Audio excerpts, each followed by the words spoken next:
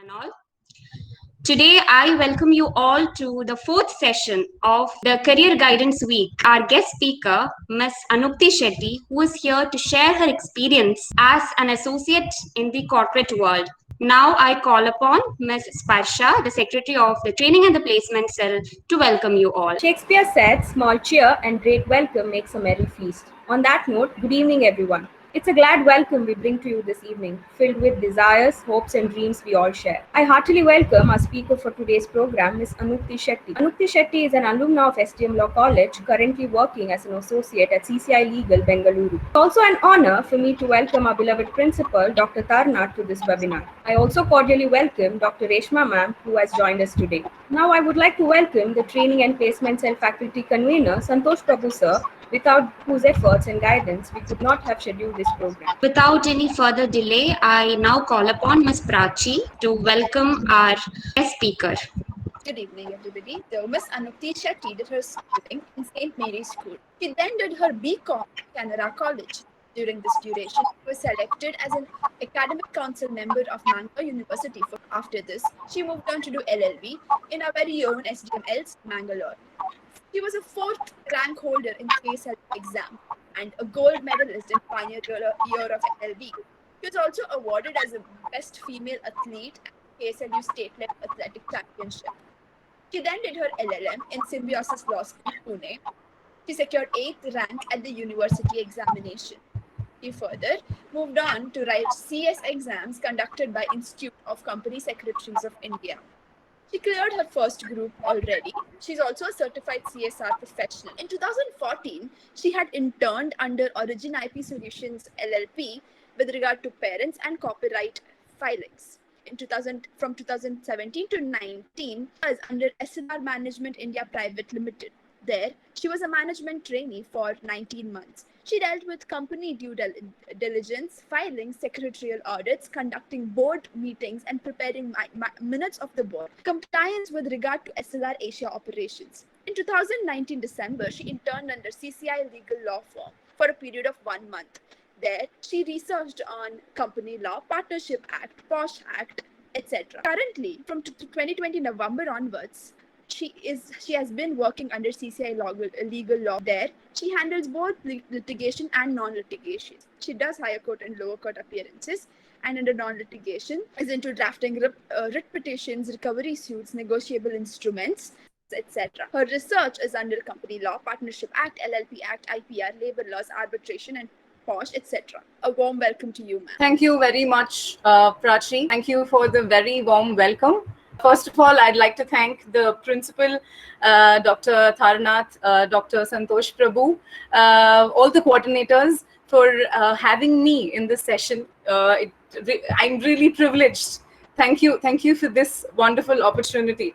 So I would like to start by saying that 4 years ago, I was just like all of you, sitting right there and listening to guest speakers, wanting to make it big and successful someday. But today, I'm glad that I am one of the few standing right in front of you, talking about what and how these sessions have motivated me and how this college has supported me immensely. What I've constantly strived for post my LLB and what I'm currently doing. So SDM has a big role to play.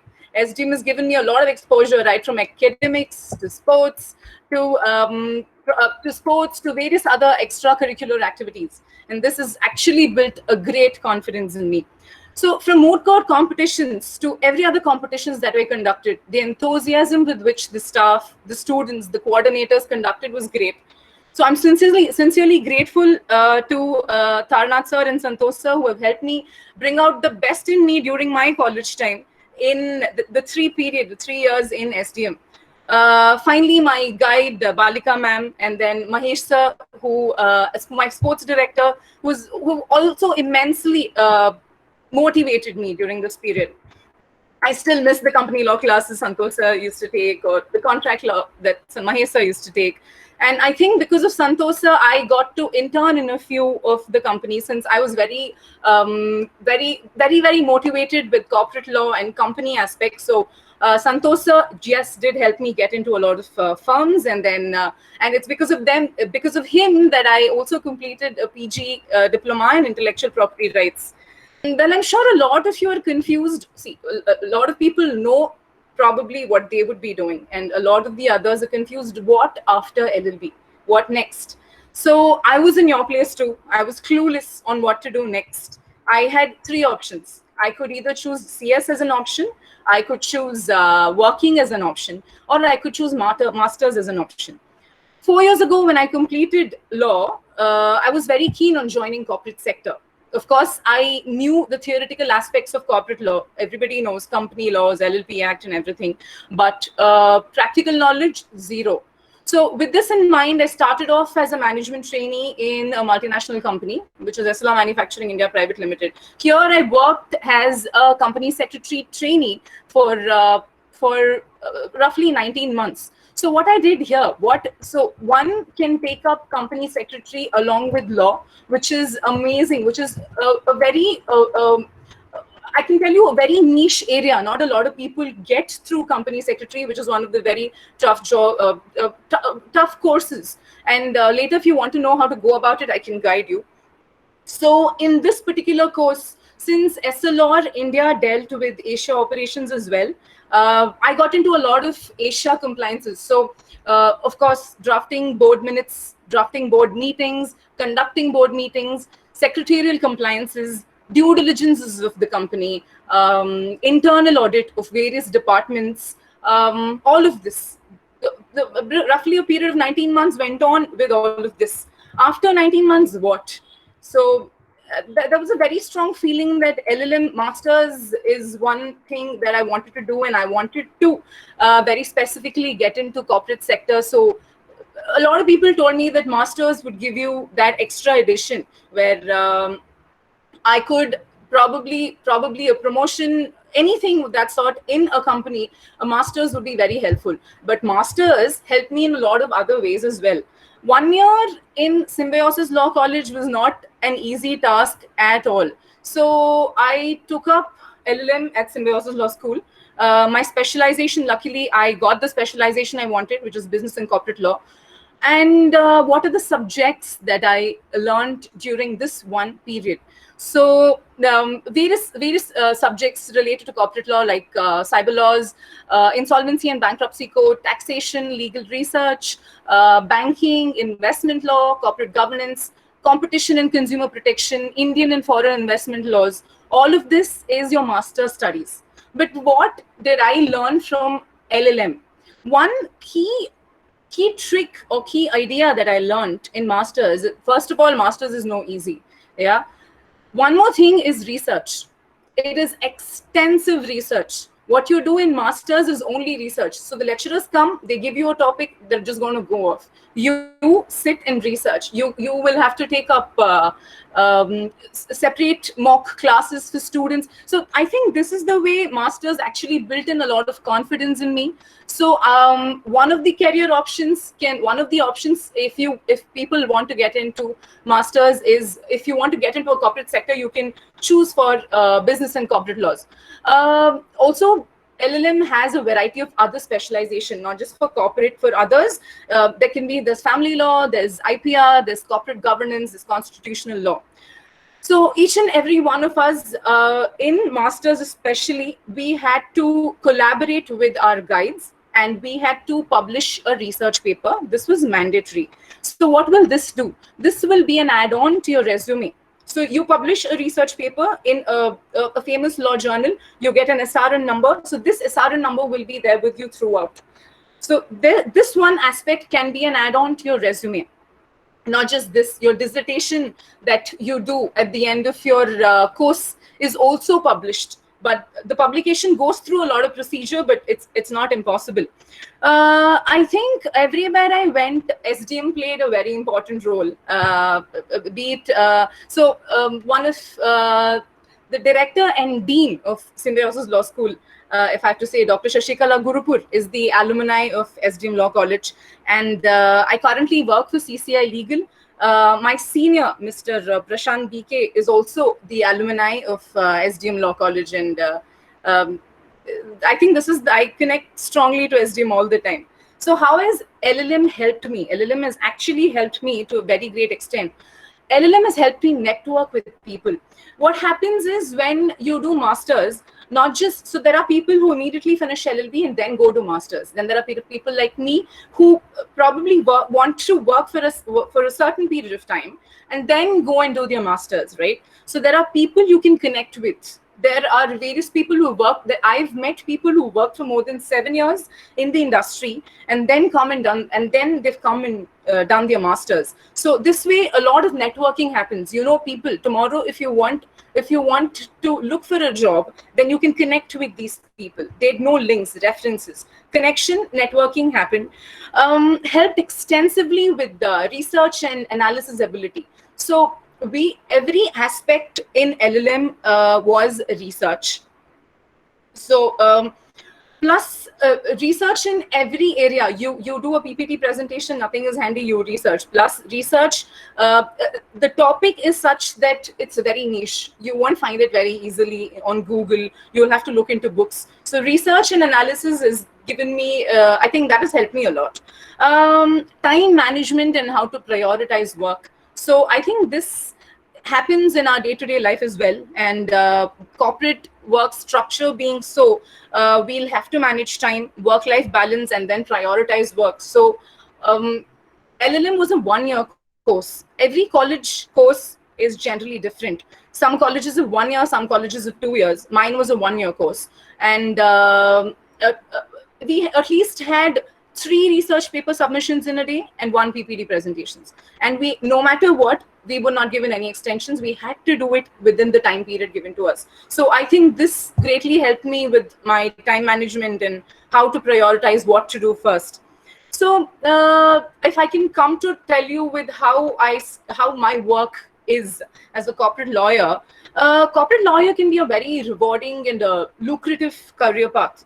Specialization in LLM, I would be an icing on the cake. So as the specialization focuses on corporate and companies, you would get to represent a lot of entities on your own. So these can include corporations, associations, joint ventures, sole proprietorship, and even partnership. It focuses on how a corporate and a company interact externally through commercial transactions and internally through corporate governance.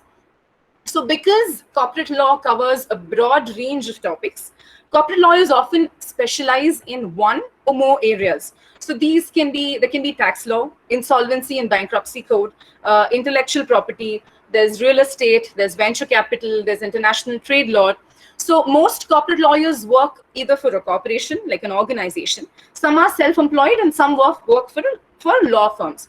So if you see, there are 2 types. You either join law firms or you join organization and companies. If you join organization or company, then again, there are 3 sectors. There's agriculture, there's manufacturing, there's service. Manufacturing can be all the manufacturing setups. Agriculture can be your farm-produced goods.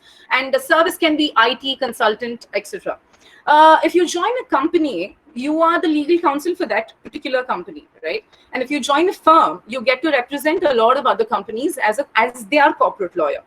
So my company, the firm that I work for, we deal with labor laws very specifically.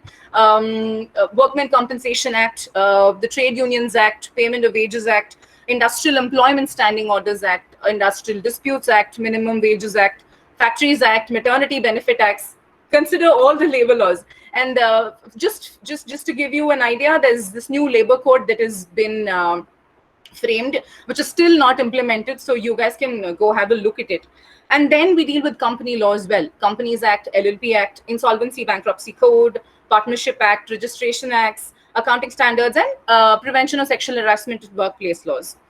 So again, Companies Act has various rules. So company incorporation rules, winding up rules, companies appointment and qualification directors rules, and the like. Factories Act and Karnataka Factories rules, RERA Act and Karnataka RERA rules. All of this. So what is a work hour like in a corporate? If you join a corporate entity, you have a fixed timing. Say for example, 8:30. So my previous company, we had it from our work timing was 8 to 4:30, 8 to 5:30. That is it. But if you join a firm, your work hour will be at least 60 to 80 hours work week. You might be called on a Sunday as well, but you should love the work you do. That is, I think, very important. What does a corporate lawyer do? Me as a corporate lawyer, you as a corporate lawyer tomorrow. What do we deal with? So generally, variety of legal tasks, of course, which includes corporate taxes, corporate agreements, deal closures, import and export compliances, mergers, acquisitions, liquidation, winding up, various incorporation documents to be prepared, corporate structural issues, labor laws and government reportings, and advising the board of directors on various legal matters, which I will talk to you about, legal opinions. So then there are two types. There's litigation, there's non-litigation. So I will talk to you about non-litigation because that's the aspect I am dealing with right now. Legal advices. Let's talk about legal advices. So legal opinions that you as a lawyer give to your company. Being a corporate lawyer, a lot of companies will come up to you to obtain legal services. So this can be varied or a variety of matters pertaining to the laws of the establishment. For example, gratuity, or be it an LLP, how to open an LLP in a different country, or how do you convert an LLP into a company, or if a company wants to wind up, what are the procedures to be followed? So your clients will come up to you with questions that are not mentioned in the act, nor is it mentioned anywhere else. So this is where the application of mind will play a very important role. So reading as a habit in this field has helped me to a great extent. I learned it the hard way though. Of course, I did read, but reading something that is relevant to my field was very important. After which I personally realized that the amount of reading I thought was sufficient was not sufficient at all. So I think reading every day is very important. Not just this particular field, I think in every particular field it's important. So again, if you don't find something, if you're sought for a legal opinion and you don't have the answer, you will resort to asking it to your friends. Of course, your friends will give you a few answers, but end of the day, you're the one who is going to give the opinion to the company, and you will be solely held liable. So end of the day, they will give you a direction or a path, but taking it to a conclusion is entirely your responsibility. So this is what I have learned, first and foremost. So then as a non-litigant, you have extensive research to do in an organization, at least in a firm. So case laws and judgments. Every case you argue. So every single case would be different from one another. When you get into litigation, every argument of yours will have to be backed by a precedent. So strong case laws and judgments are a must, which sometimes will be very relevant, sometimes not really, but it will talk about the case. So this requires a lot of research. Google will most definitely help you. There's no doubt about it. But in an organization, I think you'll have to base your research on books. There's nothing better than books for a research. Refer to plenty of books. Books will, at the end of the day, give you results. So research and yes, referring to books is very important. Drafting. Non-litigation lawyers, litigation as well as non-litigation, drafting is a very important aspect when you get into corporate law as well. It's all about reading and writing, right? So the more you read, the more the understanding on the subject matter improves. So I realize and very strongly feel that I should have made writing a habit long time ago, but it's never too late for anything. So in terms of drafting, you get to draft and vet various kinds of agreements, like service agreements, sale agreements, consultancy agreements for the company, lease agreements, rental agreements, board resolutions, board resolutions and board meeting minutes also. Committee meetings like trust committee meetings, minutes in case the company is a startup, then POSH policies, non-disclosure agreements, employee appointment letters, employees stock option purchase agreements and the like. Apart from this, in the non-litigation side, you are drafting various petitions. For example, 138 under the Negotiable Instrument Act. You draft a PCR, then money recovery suits, or a writ petition in the High Court, or various notices that you send to on behalf of the companies. So all of this comes under drafting. There's another thing that comes under drafting. It can either be there's something called standing orders. So standing orders basically is the rules of conduct for a workman that's employed in an industrial establishment.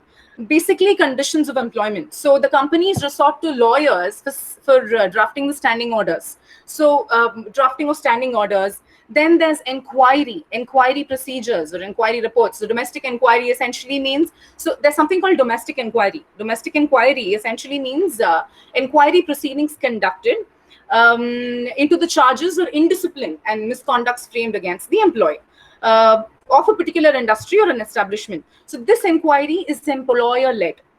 So employee accused of misconduct, then if the employee is accused of a misconduct, then the employer will set up an inquiry with the help of a lawyer.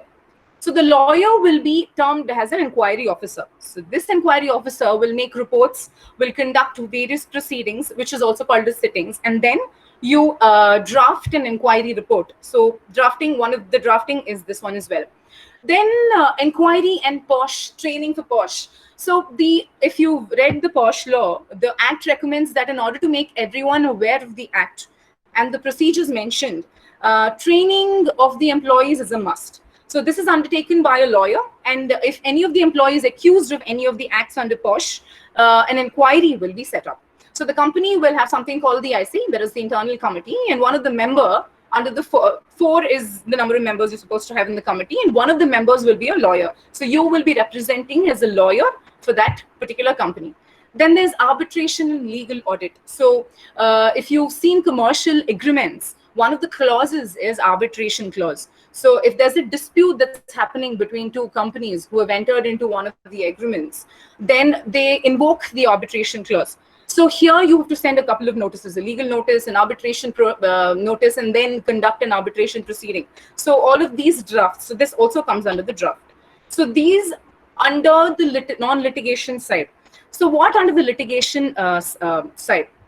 You get to represent various companies in various legal matters, like, for example, injunction suits or money recovery suits, or Negotiable Instruments Act, which is check bounce cases, or PCRs, cyber laws, cyber crimes, Partnership Act. There are various things that you can do entirely related to company law and labor laws.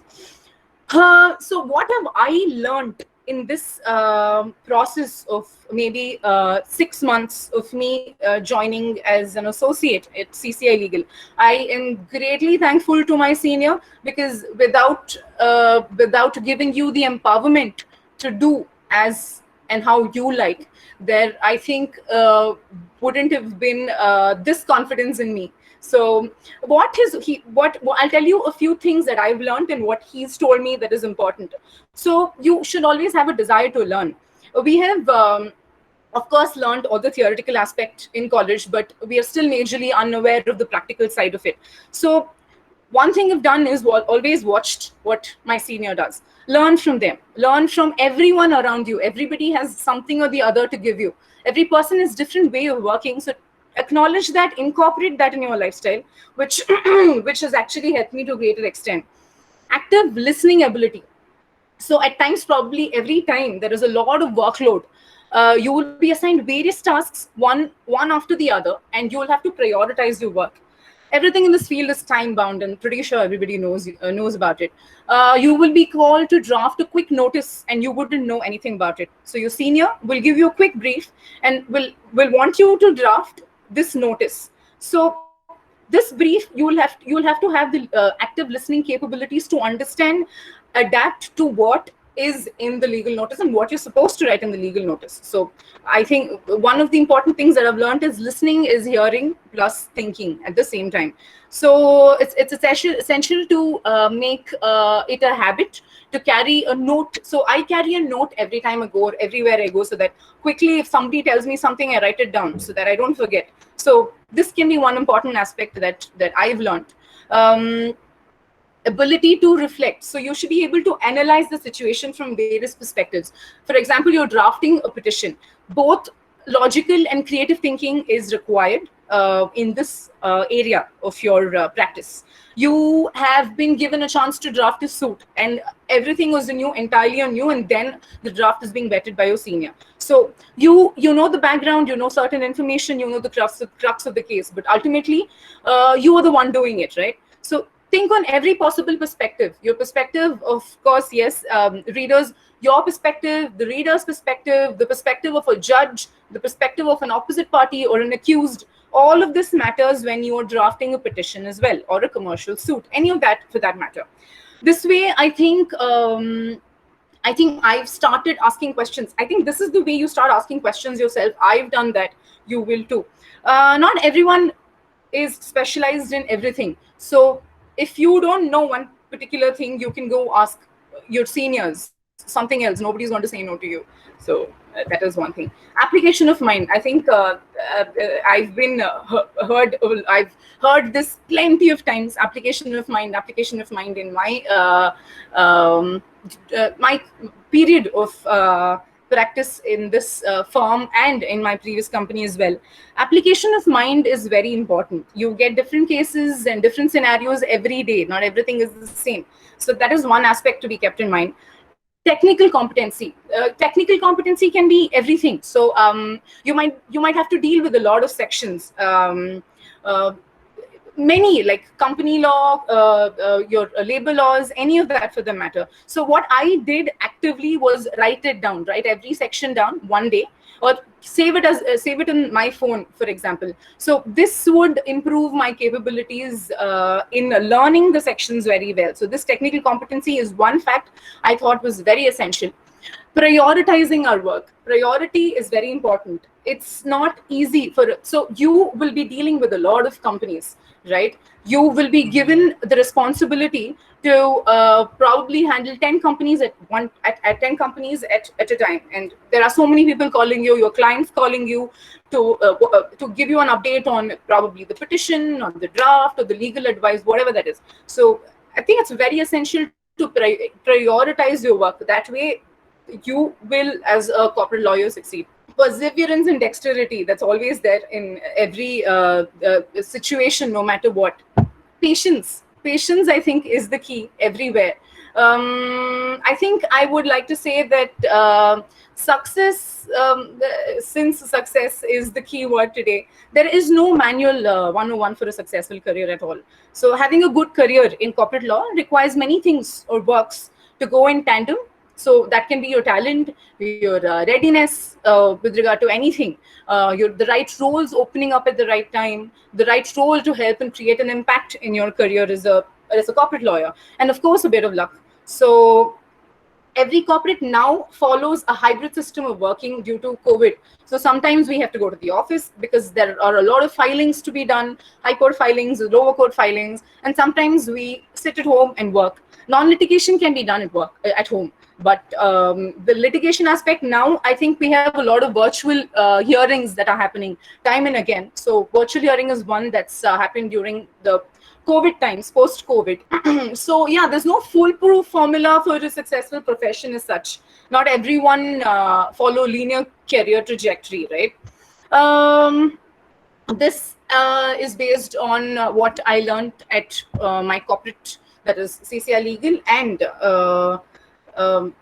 the corporation. So ultimately, it's your decision if you want to join a corporate lawyer, if you want to become a corporate lawyer in a firm, or if you want to start your own, or in an organization. I think everything has its own pros and cons, but I've told you the crux of the matter, the basics of what I've learned and what you will be dealing in further. So I would like to conclude this session by saying that read every day, make reading a habit. I've learned it from my senior. My senior keeps telling me to read every day, write every day. This will help improve drafting capabilities, because in corporate law, reading is essential because you are the one giving opinions to the others.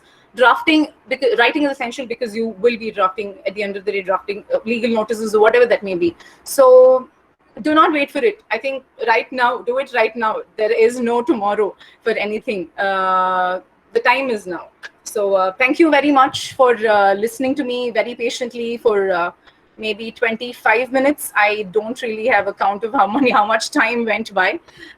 Thank you everyone. Thank you Santosh sir, thank you Tarnath sir, thank you Reshma ma'am, Thank you to all the coordinators and everybody. This is Pratiksha, and I'm currently in my second year of BBA LLB.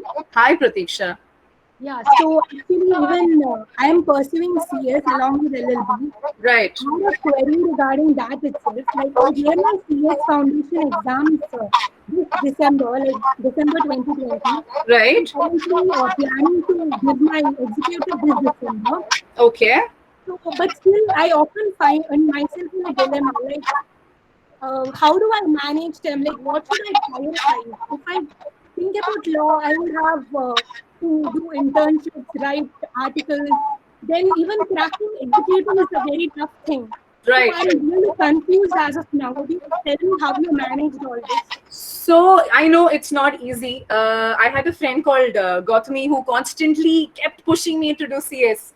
So she kept telling me, do it, do it, do it. I know for a fact that I think your exams coincide, right? LLB exams and CS exams. It's, I think, during the same period, June and December. June, you have your LLB exams as well as CS exams, and December also you have your LLB and CS exams together. So what I used to do is, so after joining LLB, my focus was entirely law. Since you're in your second year of LLB, try to give 50% to your LLB and 50% to your CS as well, since both are equally important to you. What I tried doing is, during the 3 years of my law, I did write CS exams, but I failed miserably because my entire concentration was on law. I wrote the final exam after I completed my LLB, because there, during working, like working as an intern, while working as an intern, I had the time frame to study. Because in college, when you're in college, you have to focus on a lot of other activities as well, right? So you can, there's no hard and fast rule that you shouldn't or you should. You can definitely manage, probably one day at a time. So at least give 2 hours of your time during the day for only CS.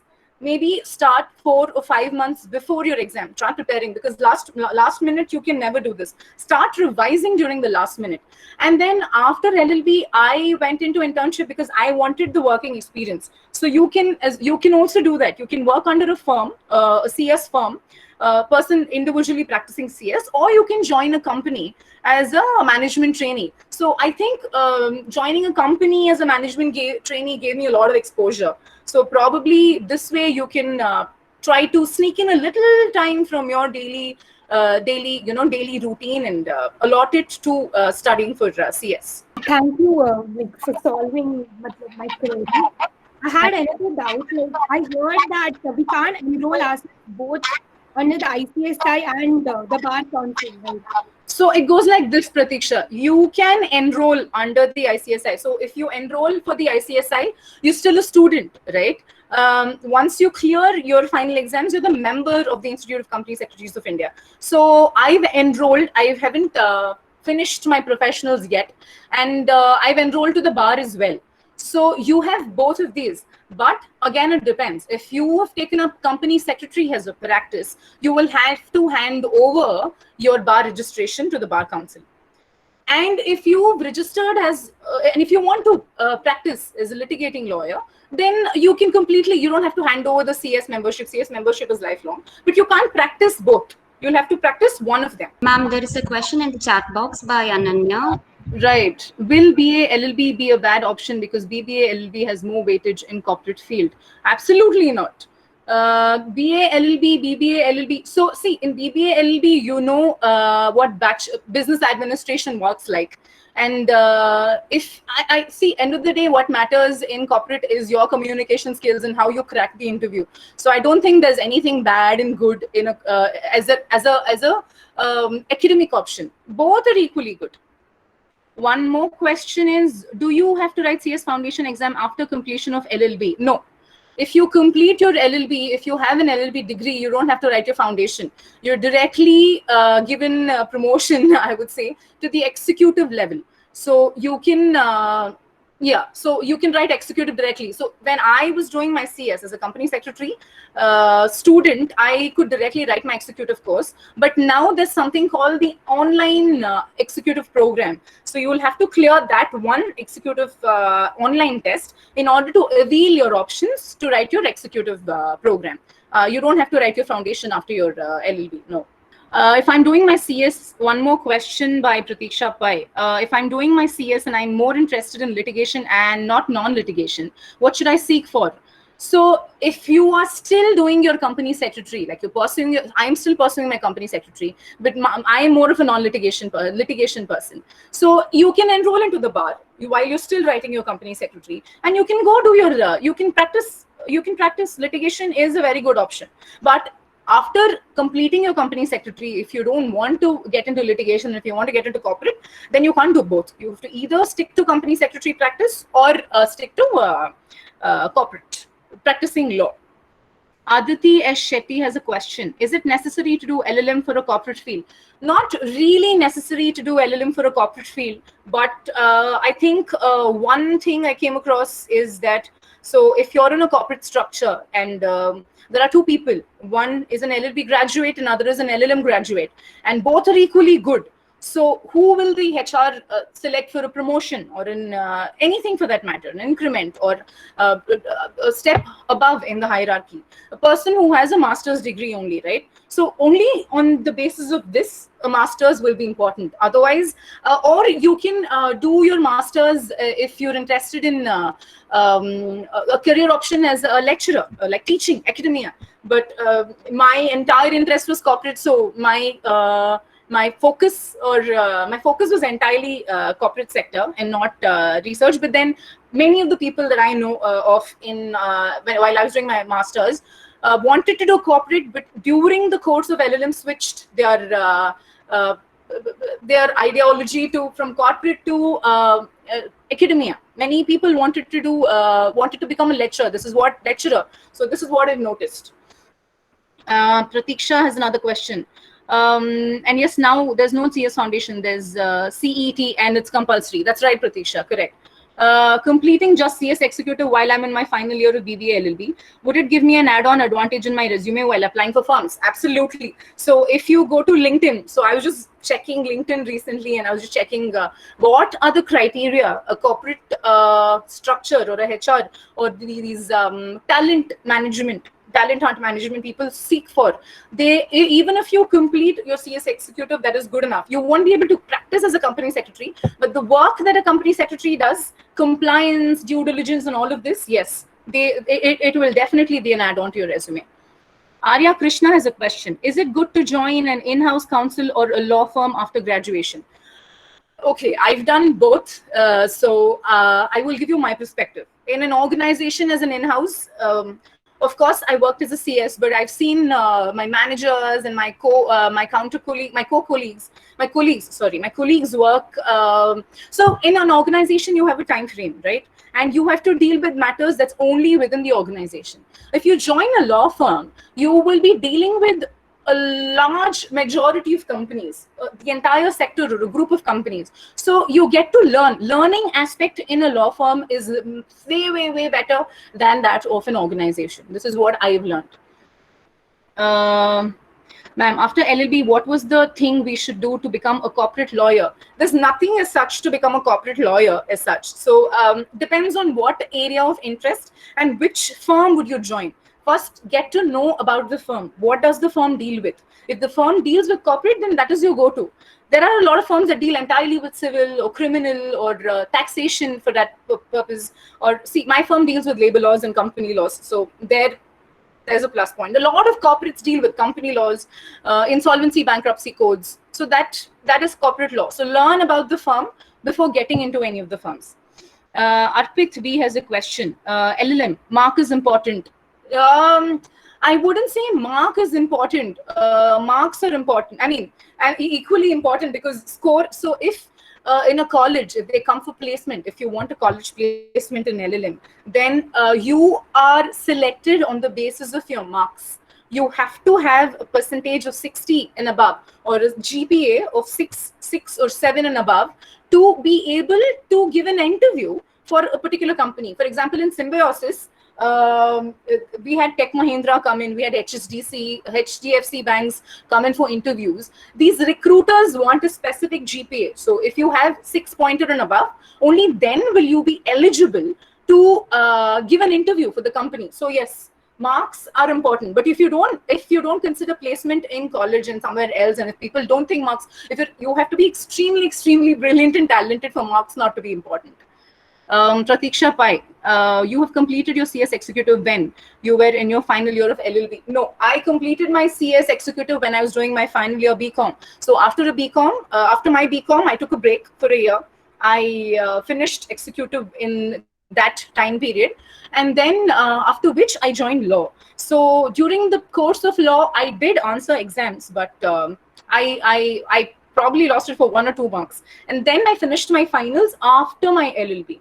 Immediately after LLB, I gave an exam and I finished my first group of professionals. Executive, I finished before joining law, since mine was a 3 years course. Arpit B has a question. How we get LLM if any important exams are there? So this depends from college to college. Some colleges of 1 year, some colleges of 2 years LLM course. My college, Symbiosis Law College, had 1 year, and if you want to get into NLSIUs, National Law Institutions, NALSAR, and all of that, you'll have to write CLAT. I think CLAT, when I wrote CLAT, it was just CLAT. CLAT would have changed now. It's NCLAT or something where it's only applicable for national law schools. So yes, you have to write an entrance exam. And some colleges have the private entrance exams. Like Christ would have its own examination. In Symbiosis, I had something called as AIET, All India Entrance Exam for LLM. For LLB, they have separate exams. So every private colleges have, they have their own exams and interview sessions to get through. Pratiksha Pai, how do you prepare for LLM entrance exams while you were interning under a firm? So Pratiksha, I didn't join any specific coaching class as such. You get CLAT books. If there's this very famous bookshop called Pulyani in Bangalore, you can even order from them. You get variety of CLAT books. I'm not very sure of the name right now, but since the CLAT syllabus also has changed, you can go through on Google as to what books can you refer for CLAT. And books and Google. Internet actually helped me a lot. And of course, books, LLM exams. Rohit Javli, which degree other than LLM would help in corporate field? Like I told you, company secretary is one good career option that you can look forward to pursuing. Which is, I'm not going to demotivate anybody. It's really as hard as doing a chartered accountancy course. So you'll have to put in your heart and soul to probably go through this procedure. Any other, LLM is actually very good, but LLB actually gives you everything. So I don't think there's any other degree that per se that you have to pursue. Is MBA a good option for LLB? That was a good question. So I have a colleague who's done his master's and then joined into litigation. So yes, MBA can also be a good option for after LLB. Yes. Maisa Eckhart said, if the only prayer you ever say in your entire life is thank you, it will be enough. The time has come to express gratitude to everyone who have graced us with their online presence for this session. Firstly, I would like to thank our resource person for the day, Ms. Anukti Shetty, for sharing her success story and teaching us a few tips and tricks to form our own success story. Thank you, Diksha. Thank you, everyone. Further, I would like to thank our principal, Dr. Tarnath sir, for his encouragement and support to conduct more of these sessions. Heartfelt thanks to our pillar of strength, Dr. Santosh Prabhu sir, faculty convener of SDMLC's training and placement cell. Without your guidance and backing, none of this would have been a possibility. We thank you, sir. We have been fortunate enough to be backed by a team of very motivated and dedicated teammates. Firstly, being our secretary of the training and placement cell, Ms. Parsha Pai, and our coordinators, Ms. Rana Banu, Ms. Shraddha, Ms. Prachi, Ms. Devika. Thank you all for your hard work and dedication. Finally, I would like to thank all of you who are attending and participating in this webinar session. Thank you. Over to you, Rana.